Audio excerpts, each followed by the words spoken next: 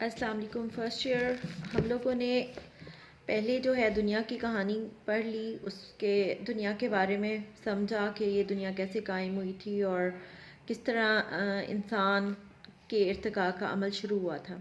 उसके बाद हमने जो है कदीम अहद संग और कदीम तरीन अहद संग में ये देखा कि इंसान ने कैसे पत्थर के ज़माने से अपनी ज़िंदगी का आगाज़ किया, किस तरह जंगलों और पहाड़ों में जानवरों का मुकाबला किया और किस तरह उसने हथियार बनाए पत्थरों से। और हमने ये पढ़ा था कि ऐसा दौर जिसमें हिस्ट्री लिखी हुई ना हो उसको हम प्री हिस्टोरिक एज कहते हैं। तो उसमें जब इंसान की हिस्ट्री नहीं लिखी हुई थी तो उस दौर को हम पत्थर के ज़माने से याद करते हैं। अच्छा, अब हमने कदीम और कदीम तरीन अहद संग पढ़ लिया था और अब हम आज स्टार्ट कर रहे हैं जदीद अहद संग। है तो ये भी पत्थर का ज़माना, लेकिन इस दौर में तक आते आते इंसान ने अपने अंदर भी बहुत सारी चेंजिंग्स इंसान लेके आ चुका था और वक्त और हालात का मुकाबला करने के लिए भी उसने बहुत सारी ऐसी चीज़ें ईजाद कर ली थी या ऐसी चीज़ों के बारे में सोचना और उन पर अमल करना शुरू कर दिया था जो उसको मॉडर्न दौर की तरफ लेकर आ रहे थे। जो नियोलिथिक या जदीद अहद संग है ये 8000 BC से शुरू होता है और ये वो वक्त था जब बर्फ़ पिघल रही थी या बिल्कुल पिघल चुकी थी और बर्फ़ की जो स्नो लाइंस हैं वो नॉर्थ और साउथ पोल की तरफ चली गई थी और इंसान जो था वो आने वाली नई चेंजिंग्स के लिए ख़ुद को तैयार कर रहा था। तो बर्फ़ पिघलने के साथ ही ऐसा हुआ कि पानी की बहुत ज़्यादा बहुतात हो गई और बहुत सारी नीचे वाली जो सतहें थी ज़मीन की उनमें पानी भरना शुरू हो गया। फॉर एग्ज़ाम्पल इंग्लिस्तान और यूरोप के दरमियान समंदर बहने लगा जिसकी बिना पर दरियाए थेम्स दरियाए राइन से अलग हो गया। हिस्पानिया और अफ्रीका के दरमियान समंदर आ गया। इस तरह रूस और अलास्का के दरमियान बेरिंग स्ट्राइट्स का समंदर आ गया। बेरिंग स्ट्राइट्स कहते हैं जो ऐसी अपनाए या ऐसी तंग जगह, मतलब जहाँ पे पानी गुजरने का या समंदर का तंग रास्ता होता है उसको ये बेरिंग स्ट्राइट्स कहा जाता है। तो बर्फ़ के पिघलने के बाद जो थे वो बहुत सारी जगहों पे घने जंगलात उगाए थे और हम पहले शुरू में पढ़ रहे थे कि कदीम अहद संग में ये था कि इंसान एक एनिमल था, मैमल, जिस पे डिपेंड करता था और उसको एक जानवर को मारने के बाद बहुत सारी जो आबादी थी वो उसका गोश्त खा भी सकती थी और उसको वो फ्रीज़ भी कर लेते थे या उसको सेक कर आग पे और उसको प्रिजर्व कर लेते थे। तो वो के अब वो आगे जब इंसान का सफ़र चलना शुरू हुआ और बर्फ़ पिघल गई और वो एक सर्दी का जानवर था, जो जो बर्फ़ आगे की तरफ जा रही थी वो जानवर भी, और इस तरह के बहुत सारे ऐसे जानवर जो सर्दी के जानवर थे, जो बड़े बड़े थे और जिनकी खालों पे ज़्यादा बाल थे, इस तरह के चर्बियों वाले जानवर जो थे वो जूं जूं बर्फ़ के साथ आगे की तरफ जा रहे थे। तो इंसान भी, कुछ लोगों के जो इंसानों के गिरोह थे उन्होंने उनका पीछा किया और वो उनके पीछे पीछे उन इलाकों में चले गए जहाँ पे बर्फ़ मौजूद थी। कुछ जो दूसरे इंसान थे उन्होंने ये सोचा कि वो जो है क्यों ना इन्हीं जंगलों में रहें और छोटे जानवरों का शिकार करें और उसी पे अपनी ज़िंदगी बसर करें। और कुछ इंसान जो थे उन्होंने ये सोचा कि वो पानी के किनारों की तरफ चले जाएं और वहाँ पे आबाद हों, दरियाओं के किनारों पे, और जहाँ पे वो मछली भी पकड़ सकते हैं, खेती बाड़ी भी कर सकते हैं और अपने जानवर भी पाल सकते हैं।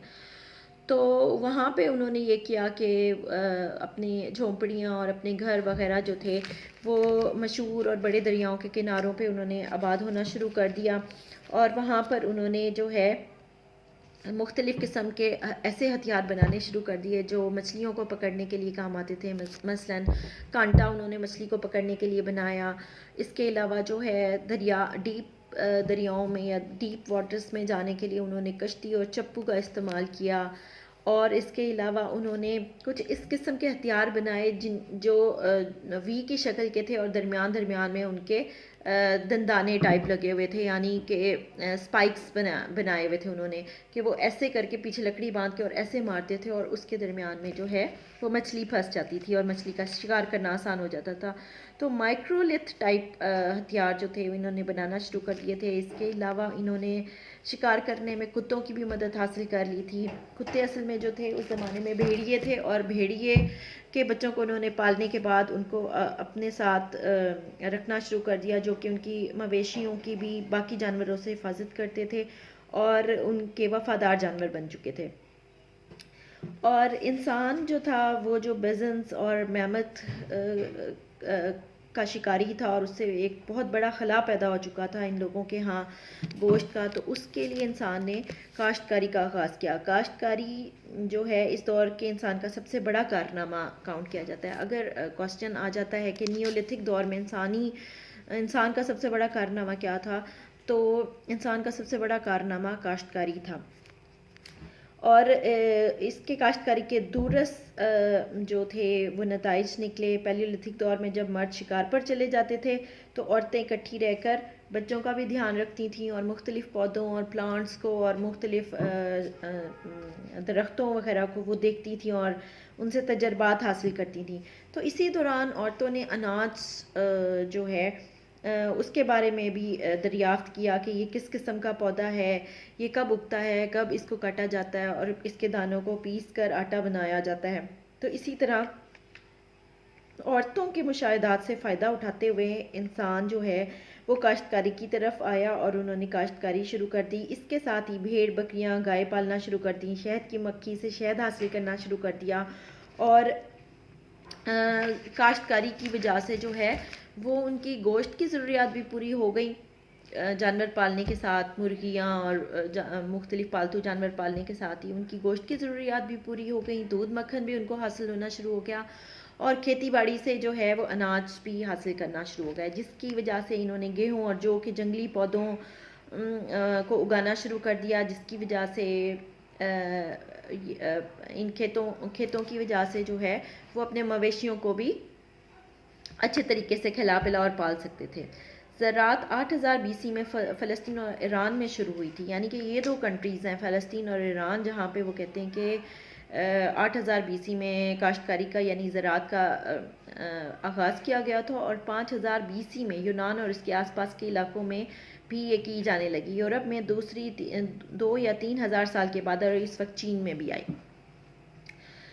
तो जनाब इंसान जो थे इस दौरान गारों में भी रहे, और बाज़ जगहों पे जो है इंसान गारों में रहने के साथ साथ खेती बाड़ियाँ भी करते रहे, और बाज़ जगहों पे ये था कि वो बिल्कुल जो है वो दरियाओं के किनारे आके आबाद हो गए और वहीं पे रहते हुए उन्होंने अपनी जो है ज़िंदगी को आगे की तरफ ले जाना शुरू किया।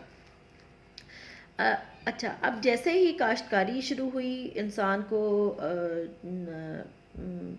अनाज मुयस्सर हुआ, तो इसके साथ ही इंसान की जो ज़िंदगी में समाजी तब्दीलियाँ थी ना वो भी आना शुरू हो गई। अब उन तब्दीलियों में क्या तब्दीलियाँ हैं? नंबर 1 तिजारत, नंबर 2 जंग, नंबर 3 कपड़ा बुनना, नंबर 4 बर्तन साजी, नंबर 5 रिहायशी मकानात, और फिर नंबर 6 गाँव, कस्बे, शहर और मुल्क। अच्छा, अब जैसे ही इंसान ने काश्तकारी शुरू की तो उसके साथ ही इंसान ने तिजारत का आगाज़ शुरू कर दिया। इंसान जब अनाज उगाने लगा तो इसे एहसास हुआ कि गोश्त की तरह जल्द ख़राब नहीं होता, बल्कि इसे जमा किया जा सकता है और दूसरी चीज़ों के साथ तब्दील भी किया जा सकता है। अगर एक इंसान के पास शिकार किया हुआ गोश्त था तो वो थोड़ा सा गोश्त देकर अपने लिए अनाज हासिल करने लगा, यानी तिजारत करने लगा। तो इस वक्त इन्हें एहसास होने लगा कि एक ही इंसान अपने सारे काम खुद नहीं कर सकता, बल्कि माशरे में यानी मुनज़्ज़म माशरे में रहते हुए इंसानों को एक दूसरे के काम बांटना होंगे। फॉर एग्ज़ाम्पल, एक शख्स खेती बाड़ी करेगा, एक शख्स जूते बनाएगा, एक शख्स कपड़ा बुनेगा, एक शख्स जो है वो शिकार करेगा। तो बर्तन साजी जो था वो बड़ा एक इम्पॉर्टेंट पेशा था। इस ज़माने में लोग बर्तन बनाते थे और अपनी तमाम चीज़ों को बर्तनों के अंदर ही रखते थे। तो फॉर एग्ज़ाम्पल, अगर उनके पास कोई दवाई है या कोई लिक्विड है तो उसके लिए भी उनको मिट्टी का कोई बर्तन चाहिए। और अगर उन्होंने कोई खाना वगैरह बनाया है उसको रखने के लिए भी, अनाज को ज़ख़ीरा करने के लिए भी, शहद है उनके पास तो शहद को जमा करके रखने के लिए, मतलब हर चीज़ के लिए उनको कोई ना कोई बर्तन, टोकरियाँ और इन चीज़ों की ज़रूरत थी। तो कुछ लोगों ने इसको अपना पेशा बना लिया। इस तरह एक माशरा सा बनना शुरू हो गया, यानी एक सोसाइटी बनना शुरू हो गई। तो जिसमें जो है मुख्तलिफ लोग जो थे वो एक दूसरे के लिए काम करते थे और अपने लिए भी करते थे, अपनी फैमिलीज़ को पालने के लिए ऐसे काम करना शुरू हो गए जो जिसमें उनको हुनर हासिल था, और वो उसका फ़ायदा इस तरह उठाते थे कि वो चीज़ दूसरे को दे के और उससे वो चीज़ ले लेते थे जो दूसरा इंसान कर रहा होता था। तो इस लेन देन को जो था ना, तिजारत का नाम दिया गया। बाट सिस्टम इसको बोलते हैं। और पुराने ज़माने में जो है माशरा यानी सोसाइटी में जो सबसे पहली चीज़ इजाद हुई थी वो ये बाट सिस्टम था, यानी एक चीज़ के बदले में दूसरी चीज़ लेना। और बाद में ये जो है बड़े लेवल पर होते होते तिजारत की शक्ल अख्तियार कर गया। अच्छा, अब हमने दूसरी चीज़ पढ़ी थी कि माशरे में अनाज के साथ ही जंग का भी आगाज़ हुआ।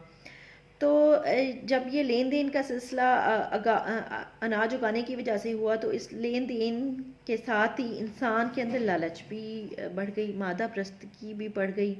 वो इस तरह के काश्तकार की कोशिश थी कि वो ज़्यादा से ज़्यादा अनाज उगाए, और दूसरा काम करने वालों को ये कोशिश थी कि वो अपने अपने काम में ज़्यादा से ज़्यादा इजाफा करें ताकि वो इसके बदले में ज़्यादा चीज़ें आसानी से हासिल कर सकें और अपनी ज़िंदगी को बेहतर बना सकें। इसी तो तगो-दो के सिलसिले में इंसान जो था वो अपने आप को कमज़ोर लोगों के मुकाबले में ताकतवर बनाना चाह रहा था ताकि उसके पास ताकत हो और उसके पास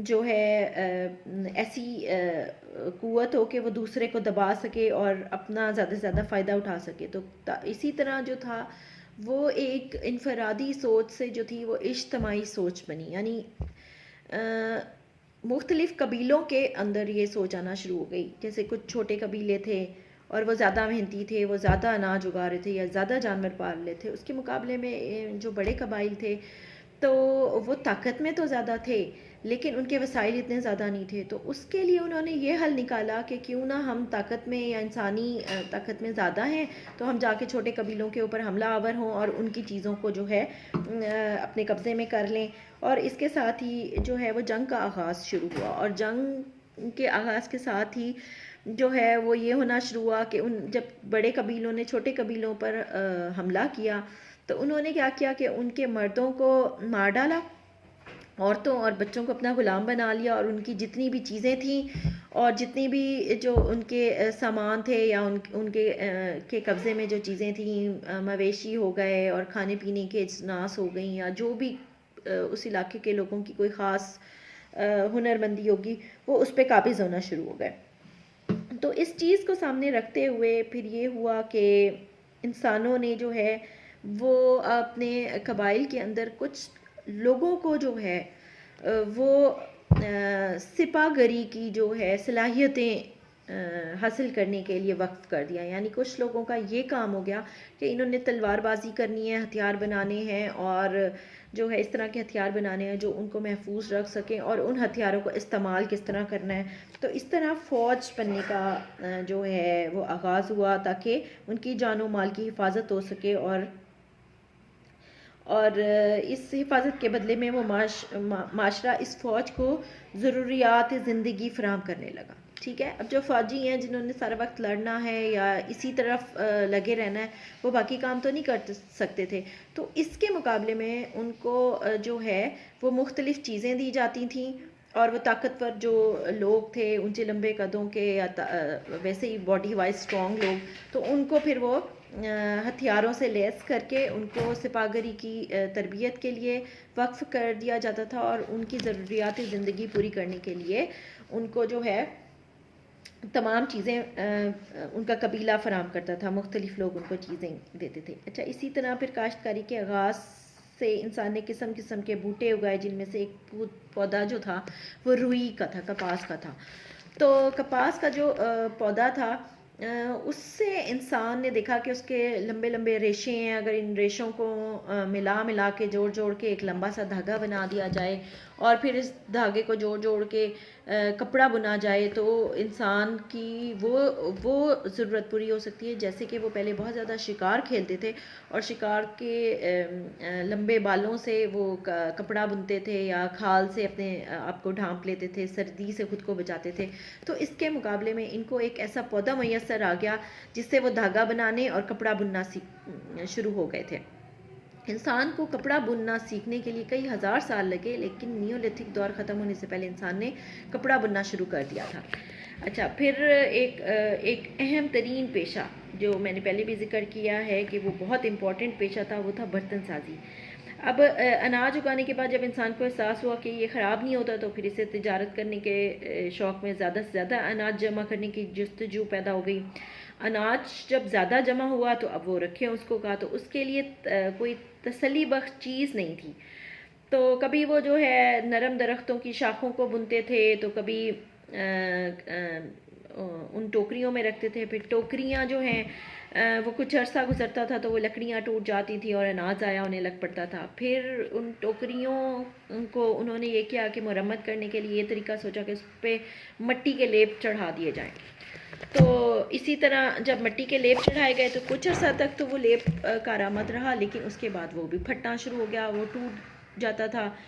तो फिर कभी ऐसे हुआ होगा, एक कोई तजर्बा इसी तरह ही हुआ होगा कि कोई टोकरी जो है वो भट्टी में गिर गई होगी, ऐसी टोकरी, या उन्होंने जलाने के लिए एक नाकिस टोकरी को मट्टी समेत, जिस पे मट्टी का लेप होगा, उसको उसके समेत उन्होंने भट्टी में फेंका होगा या आग जलाने वाली जगह में फेंका होगा। तो उसके बाद उन्होंने ये देखा होगा कि मट्टी पकने के बाद जो है वो मजबूत हो जाती है। तो उन्होंने ये सीख लिया होगा कि क्यों ना कच्ची मिट्टी को भट्टियों में पका के इस्तेमाल किया जाए, जो कि ज़्यादा महफूज है। और इस तरह जो है ये अमल शुरू हुआ और इंसान ने बर्तन साजी का आगाज़ कर दिया। तो इब्तदा में तो वही था कि इंसान ने टोकरी को लेप करके और इसे जलाकर ही बर्तन बनाते रहे। लेकिन बाद में ये एक दिलचस्प बात है कि टोकरी के साथ जो बर्तन बनते थे, इस पर टोकरी की शाखों का जो क्रिस क्रॉस सा डिज़ाइन होता है ना, वो रह जाता था। टोकरी तो बनी हुई होती थी पाम ट्रीज़ के साथ या घास फूस या किसी लकड़ी की छाल के साथ बनी हुई होती थी। तो जब वो उसके ऊपर मिट्टी का लेप चढ़ा के उसको भट्टी में रखते थे तो वो तो जल जाता था, लेकिन जो बर्तन तैयार होता था या टोकरी टाइप वो चीज़ जो पक्की मिट्टी से तैयार होती थी, उसका ये है कि उसके ऊपर क्रिस क्रॉस का निशान रह जाता था।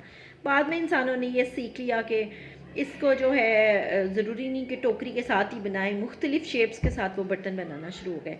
चुनाचे पॉलिश करके पत्थरों के बनाए हुए बर्तन भी जो है वो इस ज़माने में देखे गए हैं, और पक्की हुई मिट्टी के बर्तन भी काश्तकारों के इस नए माशरे के साथ ही मंसूब किए जाते हैं, यानी नियोलिथिक दौर के साथ ही पके हुए बर्तनों का आगाज़ हुआ था। मिट्टी को जानवरों की शक्ल में बनाकर पहले भी पकाया जा चुका था। इसकी मिसाल चेकोस्लोवाकिया में वीनस के मुजस्मों की सूरत में है कि हमने देखा था कि वीनस के मुजस्मे जो थे वो हमें छोटे छोटे वो जो ख़वातीन के मुजस्मे मिले थे, उसमें वो भी ना पकी हुई मिट्टी के थे। तो मुजस्मों को भी और मुख्तलिफ़ चीज़ों को भी जो कि आम इस्तेमाल की थी, उनको मिट्टी के साथ पकाना शुरू हो गए। और जो 7000 BC में जो है ये देखा गया है कि ये बर्तन बनाए जा रहे थे। और इस तरह मुख्तलिफ़ इलाक़ों में जो है वो ऐसा देखा गया कि बस्तियां जो थीं वो छोटी से बड़ी होना शुरू हो गई और उनके नाम रखे जाने लगे। मसलन शुमाली इराक़ के पहाड़ों में जो है एक जर्मो नाम का एक दरियाफ्त हुआ था, गांव एक दरियाफ्त हुआ था। 6500 BC में आबाद हुआ था। यहाँ 25 घराने थे जो अनाज उगाकर और भेड़ बकरियाँ पालकर गुजारा करते थे। ये लोग अनाज रखने के लिए गड्ढे खोदते थे जिनकी दीवारें पक्की हुई मिट्टी से बनाई जाती थी। 6000 BC तक जर्मो और इसके आसपास की दूसरी जगहों पर मिट्टी के बर्तन और मिट्टी के बुत बनते रहे। ख़ास तौर पर हुस्ना के मकाम पर काबिल ज़िक्र है, जहाँ मिट्टी के सादे और मोटे रंगदार बर्तनों पर कभी कभार जो है सतह पर बर्निश्ड बनी हुई थी और मुख्तलिफ़ डिज़ाइंस यानी कि उनको जो है वो इस तरह किया जाता था कि उनकी सतह पर बर्तनों को जो है बनाने के बाद ना उनकी सतह पर जो है खुरच के डिज़ाइन बनाए जाते थे और फिर उनको पकाने के बाद उसके ऊपर जो सजावट के लिए मुख्तलिफ रंग कर दिए जाते थे और इस तरह इन बर्तनों को इस्तेमाल किया गया और ये यहाँ पे नज़र आते हैं। अच्छा, इंसान जो है मछलियों की तस्वीरें, परिंदों की मुख्तलिफ़ तस्वीरें बनाता रहा और ज़िगज़ैग डिज़ाइंस बनाते रहे और इस अमर का कभी इम्कान है कि बर्तन औरतें ही बनाती होंगी।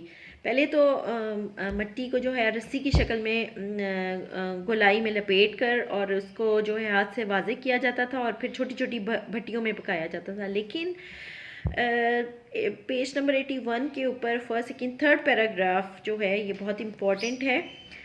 400 BC में वो कुजागर जिन्होंने बर्तन साजी को अपना ज़रिया माश बनाया पॉटर व्हील के साथ मेसोपोटामिया में ज़हूर पजीर हुए। ये 1000 साल बाद चीन में ये काम शुरू हुआ और 2400 BC में जनूब मशरक़ यूरोप में ये काम शुरू हुआ। इसको अंडरलाइन कर लें, ये MCQs में बहुत ज़्यादा आता है कि पॉटर व्हील सबसे पहले कहाँ शुरू हुआ या किस तारीख को शुरू हुआ। ठीक है, ये आप इसको याद कर लें।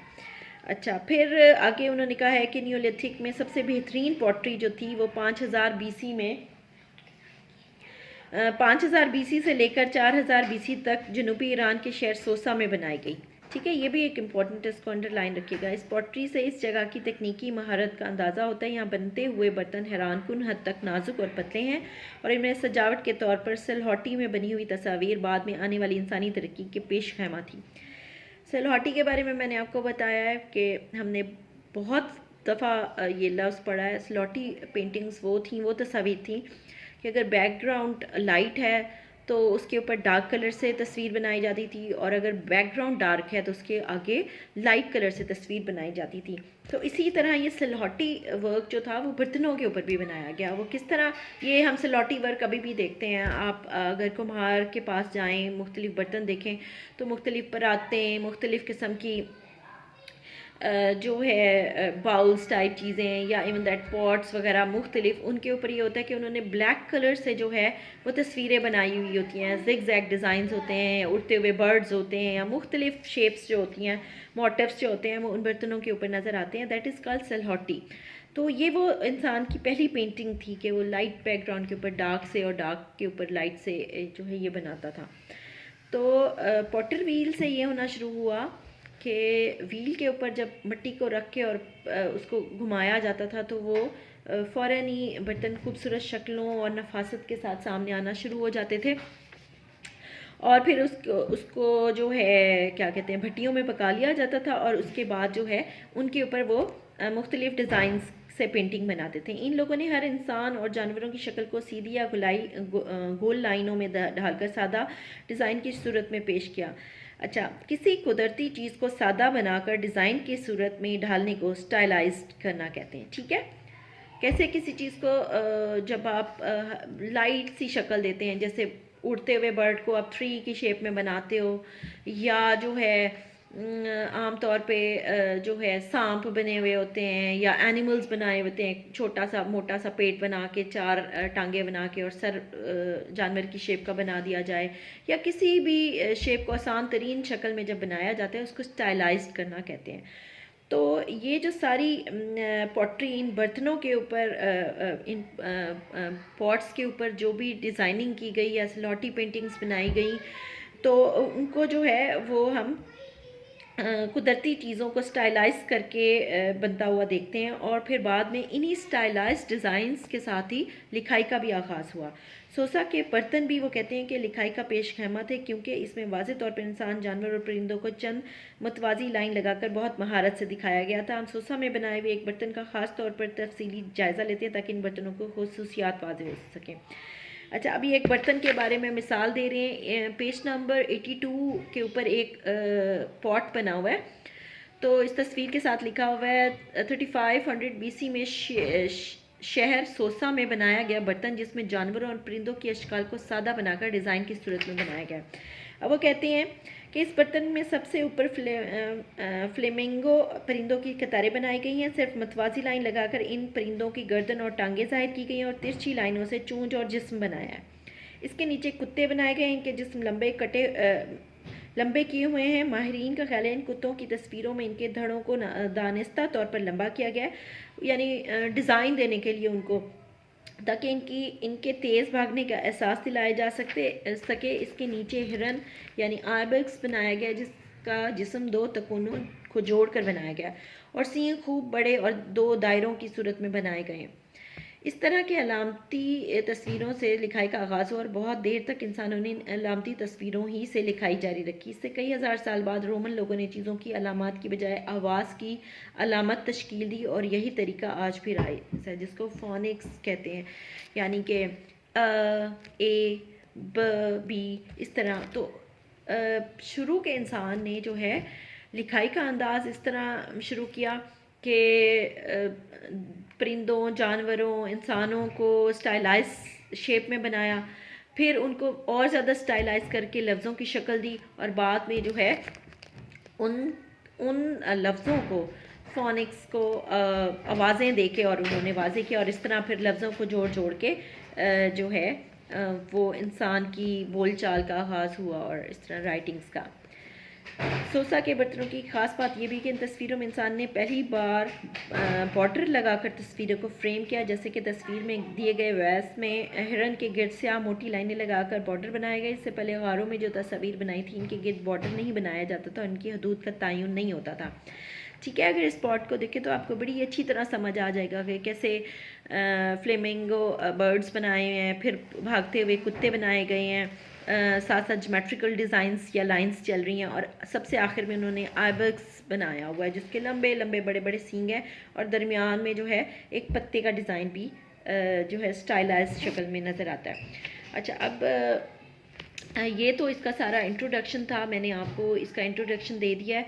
अब मैं नेक्स्ट चैप्टर में जो है नियोलिथिक मेगालिथ जो है उसके बारे में पढ़ाऊँगी। आप लोग इसको भी अच्छी तरह एक अपनी नज़र से गुजार लीजिएगा। इसमें कोई लॉन्ग क्वेश्चन तो नहीं आता, लेकिन इसमें से बेशुमार शॉर्ट क्वेश्चंस आ जाते हैं जिसमें काश्तकारी से रिलेटेड होते हैं या तिजारत और जंग से रिलेटेड पूछ लिया जाता है या कपड़े से रिलेटेड कोई सवाल पूछ लिया जाता है या एमसीक्यूज़ के लिए कोई बात पूछी जाती है, जैसे मैंने आपको बताया कि पॉटर व्हील के बारे में अक्सर आता होता है, या किसी बर्तन, ये जो एक सोसा शहर से मिलने वाला एक पॉट है, इसके बारे में भी पूछा जा सकता है कि सोसा शहर से मिलने वाले पॉट के ऊपर क्या तस्वीर बनाई हुई थी, उसके बारे में बताएं। तो इस तरह के क्वेश्चंस आ सकते हैं।